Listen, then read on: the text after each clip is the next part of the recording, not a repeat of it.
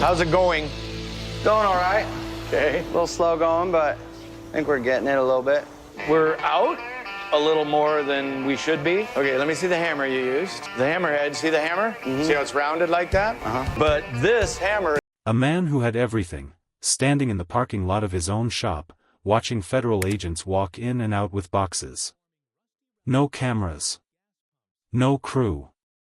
No editing to soften what was happening. Just silence, and the weight of a life that had come completely undone. This was Rick Dale. The man millions of Americans had invited into their living rooms every single week. The star of one of the History Channel's most beloved shows. A craftsman. A father. A symbol of everything people still believed about hard work and honest living. And now, this. No one expected this from someone like him. But here's the thing about success on that scale, it doesn't just change your life. It changes everything around you. Your family.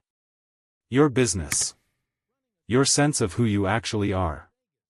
And sometimes, by the time you realize how much has shifted, it's already too late to pull it back. This is the real story of why American Restoration was cancelled. And trust me, the official version doesn't even come close to the truth. Rick Dale didn't grow up dreaming about television. While other kids were chasing trends, Rick was digging through junkyards. He had this rare gift, the ability to look at something broken, rusted, forgotten, and see exactly what it used to be. A cracked gas pump from the 40s. A beaten-up Coca-Cola machine. A neon sign that hadn't lit up since the 50s. Most people walked right past those things. Rick couldn't stop staring at them. He opened Rick's Restorations in Las Vegas, Nevada, and built his reputation piece by piece, the same way he restored everything. American Restoration premiered in 2010, and almost overnight, it became something neither Rick nor the network had fully anticipated. Fans didn't just watch the show. They fell in love with it. With the craftsmanship. With the stories behind each piece. With Rick's dry humor and obvious passion. And most of all, with the family. His wife Kelly. His son Tyler. His daughter Brettley. It felt warm and real and human in a way that most reality TV never manages to pull off. 7 seasons. Millions of viewers. A household name built out of rust and elbow grease. From the outside, it looked like a perfect American story. But what was happening behind the scenes was something else entirely. The first cracks started showing up somewhere around season 4. And here's the thing nobody talks about, reality TV doesn't just document your life. It consumes it. The cameras are there constantly. Producers need conflict, tension, deadline drama, emotional moments. Every conversation becomes content. Every bad day becomes a storyline. Every argument between a father and his son becomes entertainment for millions of strangers. For a craftsman like Rick, that kind of pressure was suffocating. He sat through interview after interview, smiling for the cameras, talking about his passion, playing the role the network needed him to play. But behind that smile, you could feel it if you watched closely enough. The tightness around his eyes.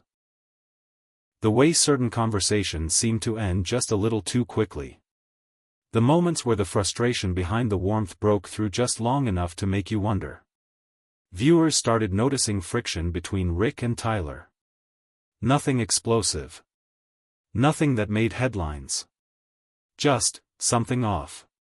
A sharpness in the exchanges. A distance that hadn't been there in the early seasons. And that's when things started to quietly fall apart, because off-camera, the family dynamic was fracturing in ways the editing couldn't fully hide. People close to the show knew it. The crew knew it. And eventually, audiences started to feel it too. By the later seasons, the problems had moved far beyond just family tension. Money was becoming a serious issue. Running a shop like Rick's Restorations isn't cheap. The overhead, the staff, the equipment, the specialty materials. And while the show had made Rick famous, fame and financial stability are not the same thing. Not even close. Wealthy clients came with enormous expectations. Deadlines became impossible. Projects ran over budget. And the business had expanded so fast, new locations, more staff, bigger commitments, that the foundation underneath it was starting to crack. But the money problems went deeper than overhead costs. Reports began to surface. Quietly at first, then louder and louder. Legal disputes. Financial complaints. Former employees with grievances. Clients who felt promises had been broken. The kind of complicated, messy, real-world chaos that absolutely no one wants attached to a show built on the image of trustworthy, hard-working, salt-of-the-earth Americana. And that's when everything started to fall apart. Because Tyler Dale, Rick's son, the person who had been at his father's side through all of it, parted ways with the business. For a show whose entire emotional core was built around family. That was devastating. Fans who had watched them work side by side for years suddenly had questions. Social media filled with speculation. The official statement was vague. Corporate. Empty. The kind of carefully worded language networks use when they don't want to explain what actually happened.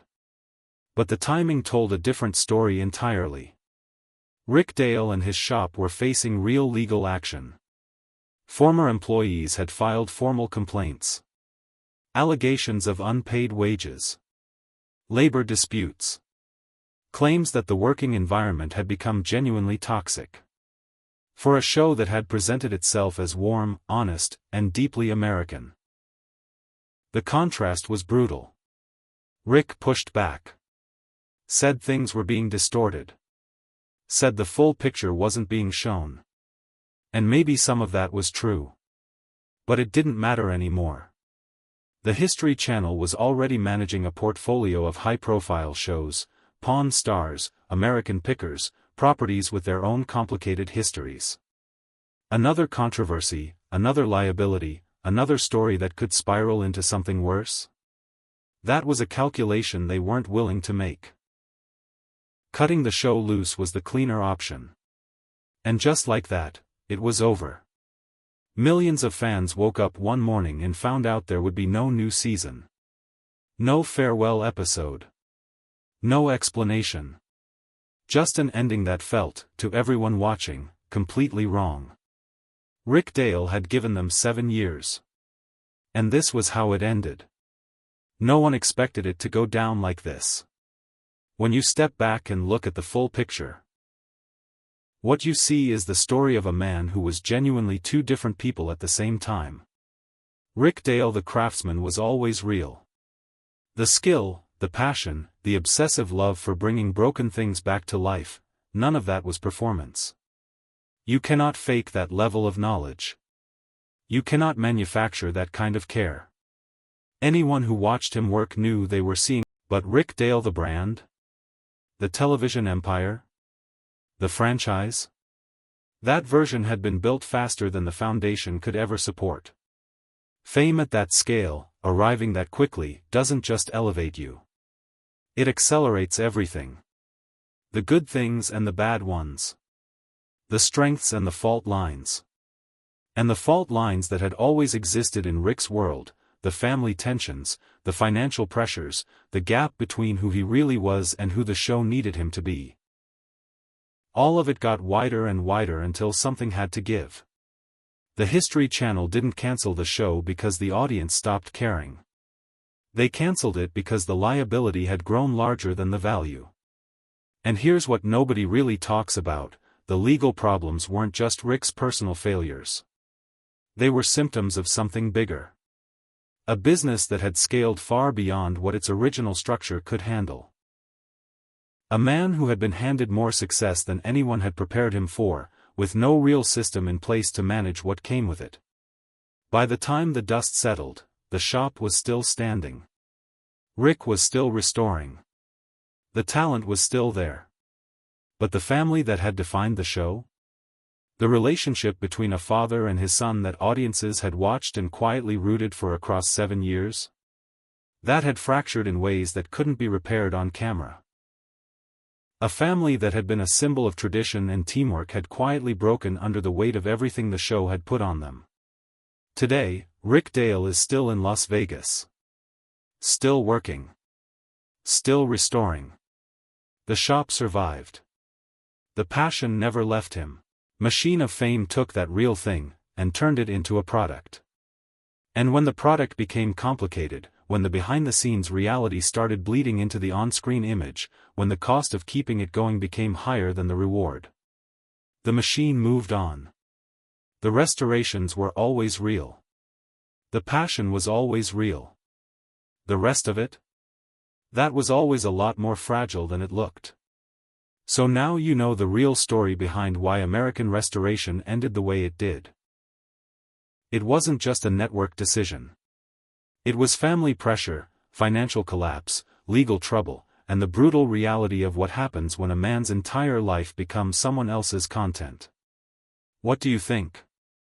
Was the History Channel right to walk away, or did Rick Dale deserve a chance to make it right? Drop your thoughts in the comments. I want to hear where you stand on this one. And if this story hit different, subscribe. Because every week we're pulling back the curtain on the stories behind your favorite shows that the networks never wanted you to fully understand.